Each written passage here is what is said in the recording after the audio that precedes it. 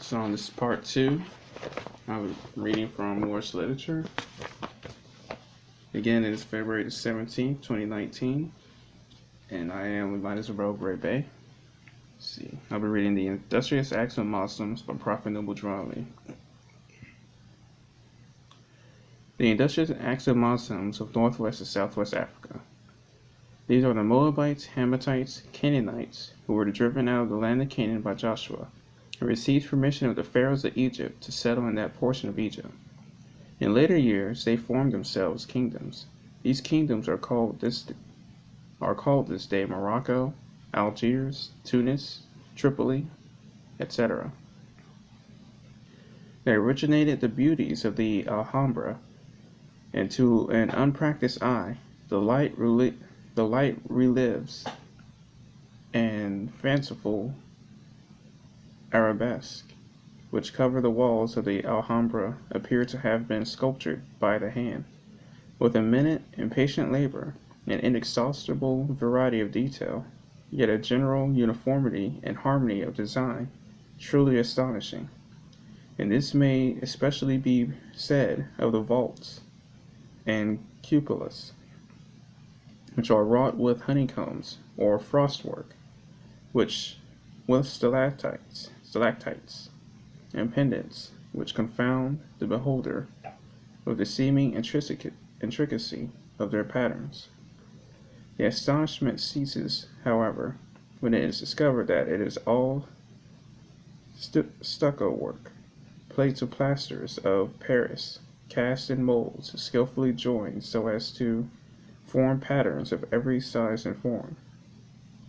This mode of disappearing walls, with arabesque and stuccoing, the vaults with grotto work, was invented in Damascus, but highly improved by the Moors in Morocco, to whom Saracenic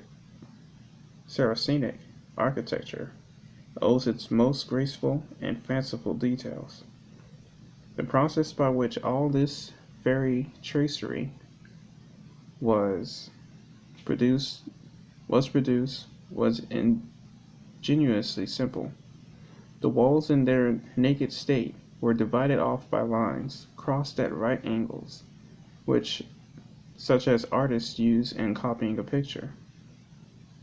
Over these were drawn a succession of interesting regiments of circles. By the aid of these, the artist could work with celerity and certainty, and from the mere intersection of their plane and curved lines arose the interminable variety of patterns, and the general uniformity of their character.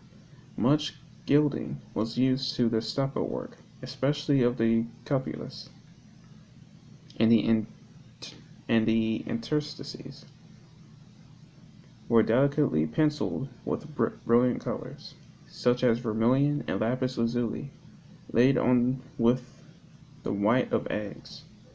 The primitive colors alone were used, says Ford, by the Egyptians, Greeks, and Arabs in the early period of art, and they prevail in the Alhambra, wherever the artist has been Arabic or Moorish. It is remarkable how much of their original brilliancy remains after the lapse of several centuries. The lower parts of the walls in the saloons, to the height of several feet, is encrusted with glazed tiles, joined like plates of stucco work so as to form various patterns. On some of these are emblazoned the escutcheons of the Moslem kings, traversed with a band.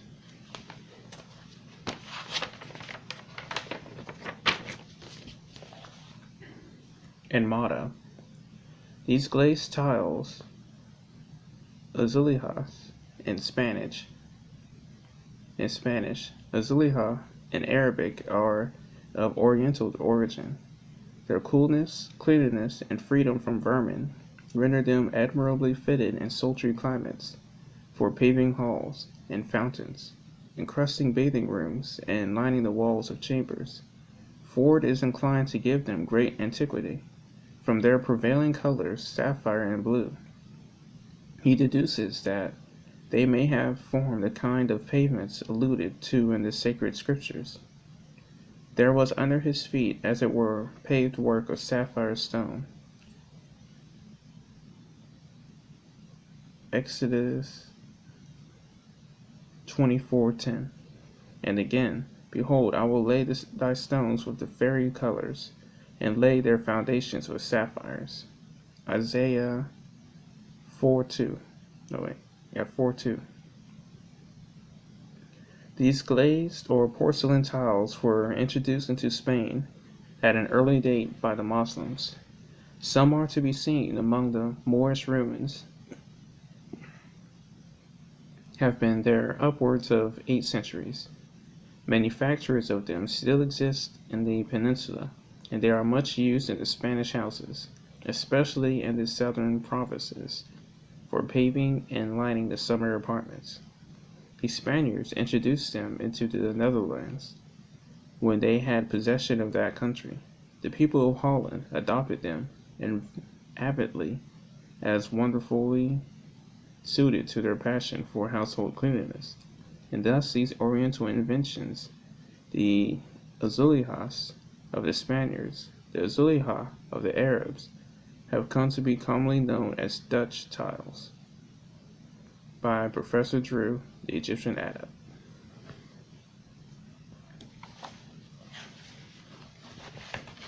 This is long. Again, today was February the 17th, 2019. I am Mr. Bro Gray, Beye, and that will be all for today. Islam.